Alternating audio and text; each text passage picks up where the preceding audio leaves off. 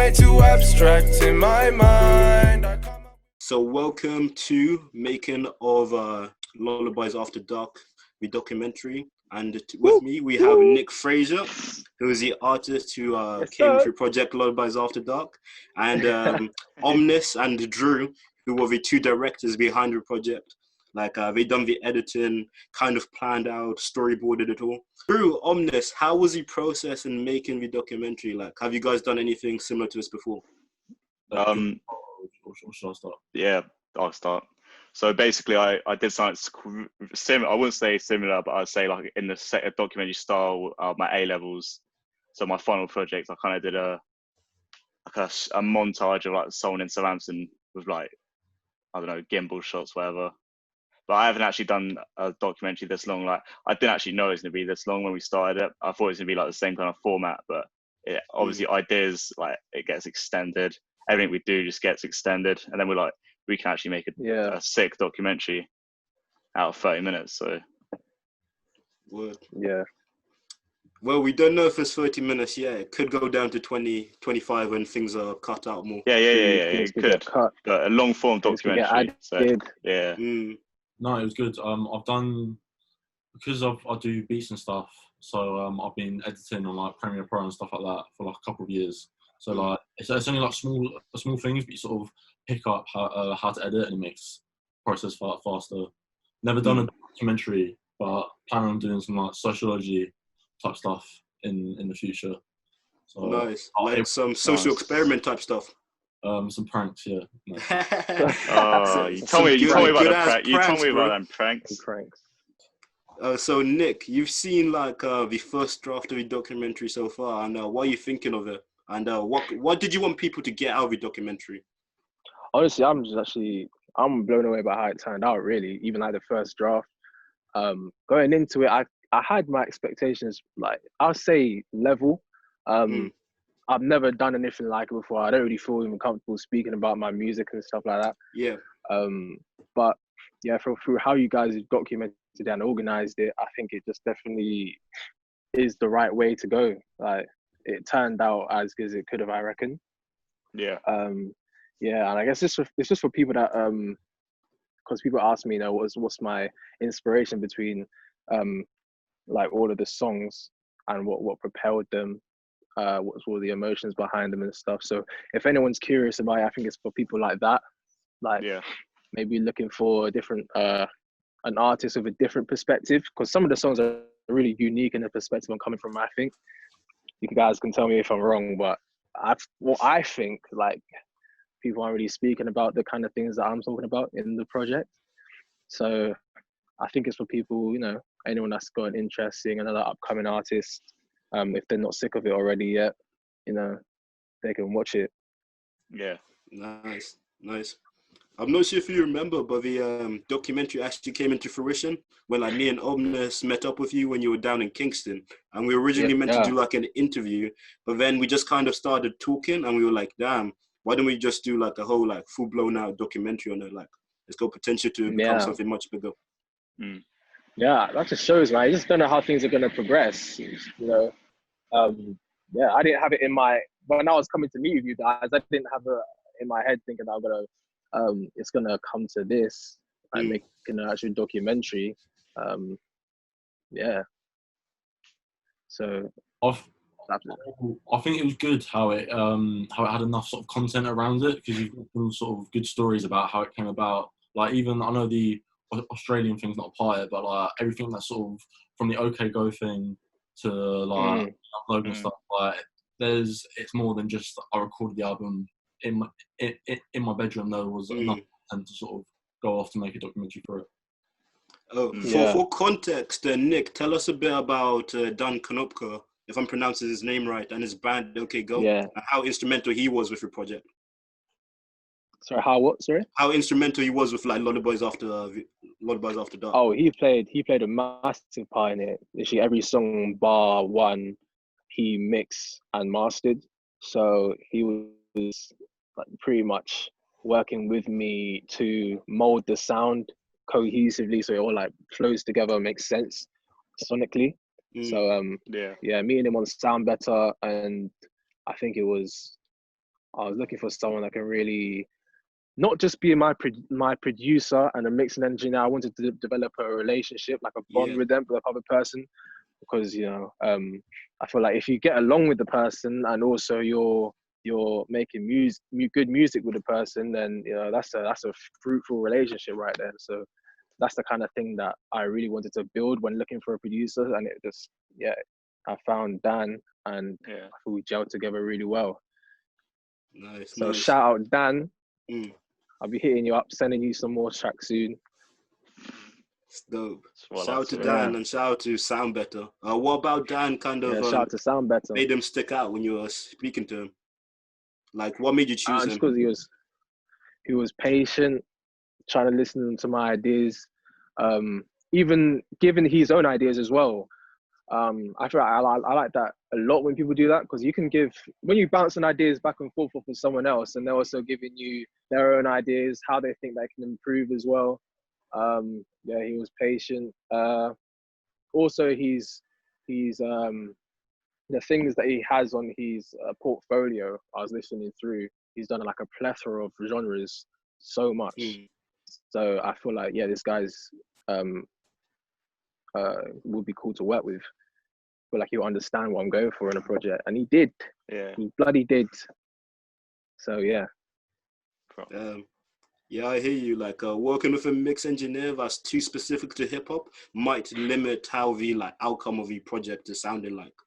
Yeah, exactly. And it's not a hip hop project. I feel it's got hip hop elements in it. It's got a whole load of elements, I feel, genre wise. And I feel like because he has the background in different genres, he could fit that well, and he did. Nice. Definitely. Yeah.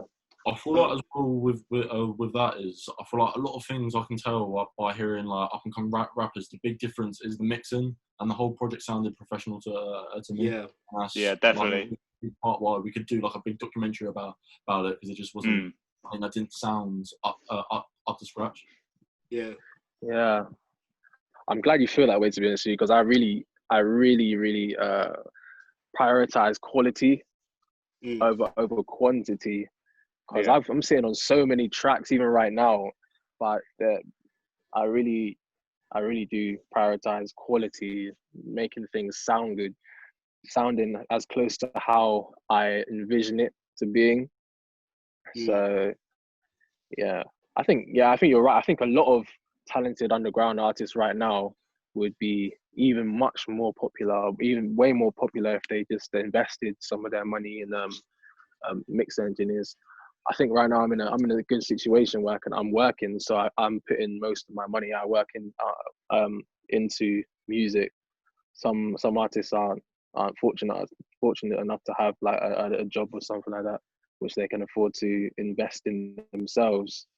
But once you do, don't second guess yourself, man. Just invest in yourself, and that's when other people will invest in you as well, if they see that you're actually putting everything into your craft. You know what I mean? So Drew and Omnis, you guys have been working on the documentary for a while. What were kind of like some of the difficulties you came across while going through the whole process?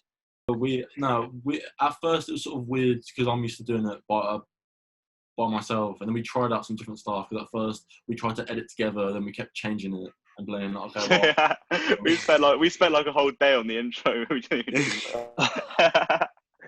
But then I thought we got to a thing where we said, okay, I will edit that bit solely, and then you just give me some notes on it instead of looking over each other. Because like when someone was editing, we could feel the other person looking over. He's leaning back, just like. That's actually smart. You did that. I agree with that. Well, the first day we edited it didn't go well. Then the second day we came back at it, just like we'd do a part each, like, and then the parts we literally did stayed in, so it must have worked well. Okay. And then obviously because of workload as well, that must be easier. And because of lockdown, I had to move back home. So in the recent editing, we had to back and forth just over text or whatever. But that worked well. So it sort of does, but I do feel like it's better in person. Definitely, yeah. Because you could spend ages doing in a section, and then someone would be like, nah. or do that. So it's better to be working on it, and then they were like, oh nah, I don't fuck with that. But if you do this, then that's it'll work true. fine. But yeah, it worked out in the end.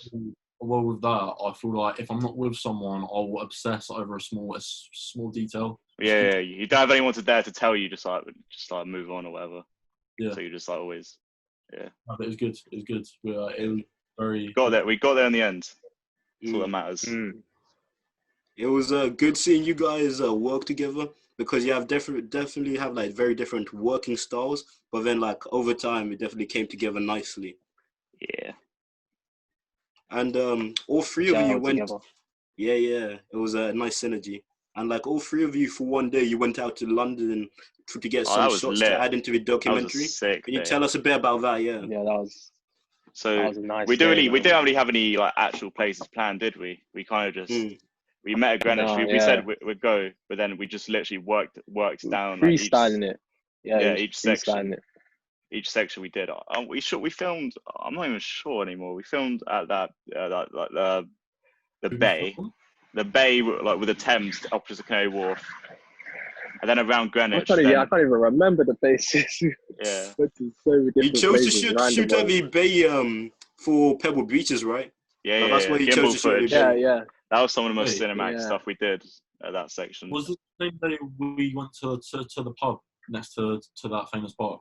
Yeah, Or was that a different Yeah, day? we did as well. same day. No, I think that was the No, same it was day. a different day, because I was there one time, wasn't I? Actually, I'm tripping. I wasn't even there. It could be the same day. Yeah, it was. That was a long old day. I think we started fairly early. Yeah, I think we did. Wait, I Omnis, can't which even remember famous all the park do you locations we mean? went to. Cutty Sark, the boat. I've been there quite a few times now. It's got a really nice view. It's kind of, I don't want to say magical, but it is kind of magical. Well, in Greenwich. Is that the hill? Yeah, Primrose Hill. Primrose Hill, is it? That's it. Yeah, Primrose Hill. Hill. Yeah. That was a different day, innit? Yeah, that was that's when what I you was were there. saying. Yeah. Yeah. £6 pint or something stupid. Jeez. Oh yeah, fuck that. Yeah. Fucking hell. Yeah. Nice area though, to be fair. Very nice area. Very nice. That was when we shot some film. Oh yeah, you took some photos. I think it was. I don't know if it was before or after. I'm not actually sure. Yeah, I think it was like a week or so before. Yeah. Fun little time period. Fit a definitely. lot in. Yeah, just before COVID as well. Very productive. Yeah. Very productive day. The day we went to the sort of harbour bit, I feel like was really good, because like as soon as we saw the sort of scenery of that, I just knew it'd go really nicely in the documentary. So coming to the end of this like little segment, making of Lullabies After Dark, the documentary, any last words you want people to hear? Like, what should they take from watching the documentary? Like, I'm interested to see what all of you have to say. Yeah, I'll say, if you can take whatever you want, really. Watch it. Well, I obviously hope that you enjoy it if you're going to watch it. Take what you want from it. I'm open to criticism. It's my first time actually talking about my music, so cut me some slack. Okay? Cut me some slack if you're trying to nitpick on whatever I'm saying. But I think I expressed myself pretty well. But anyways, take what you want from it. Adding on to what you just said, as an artist, is it quite a vulnerable feeling speaking so personally about your music? Because you did say quite a lot of stuff that might not have been said in an interview setting. Do you know what I mean?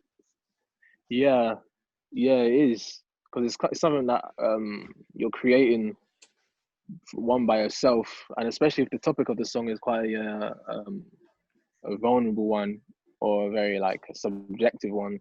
It can be quite like invading to speak about it. But it's practice, and I don't really mind speaking about it. It just takes me longer, I guess, to formulate the sentences and find the right words if you want me to vocalize it with words and not music. Yeah, I feel that. So Drew and Omnis, this is going to be on both of your portfolios. What do you think you guys done well with your documentary, and what do you want people to take away from it? I want people to take away that it's a very well thought out project from Nick and us documenting it. And and it's just a start. So expect a lot more very high production value, like we've just done, stuff like that. Yeah, it's just a start. What I Definitely. want to do with this is because I feel like it's a very strong like first. Is it? Are you calling it a album, a studio album? Project. It's not a studio album. I'm not in the studio really. But just in general, I just think it's really strong. From like everything involved in it is a really strong first thing. It's just sort of I wanted people more. It's more to sort of like prove ourselves. To sort of that we've done this. Now we can do this, and sort of domino effect through. Yeah. Opening the doors to a very. Because I feel like it's all good. New style, I could do the video, I could do this, but then, or can you? And then I want this to be sort of, 100%. Word. I feel you. So like, these guys all came together under the N Electricity bracket to make the documentary. So thank you to Nick Frayzier for letting us in and letting us document it. Shout out to V. Drew Harley for being co-director on it, and shout out to Omnis for Scio for also being co-director on it. Like anyone who hasn't heard Lullabies After Dark, you need to hear that and then watch the documentary. Maybe do them straight after each other. And thank you for listening. Thank you. Take some more time off night. Lately I've been thinking way too abstract in my mind.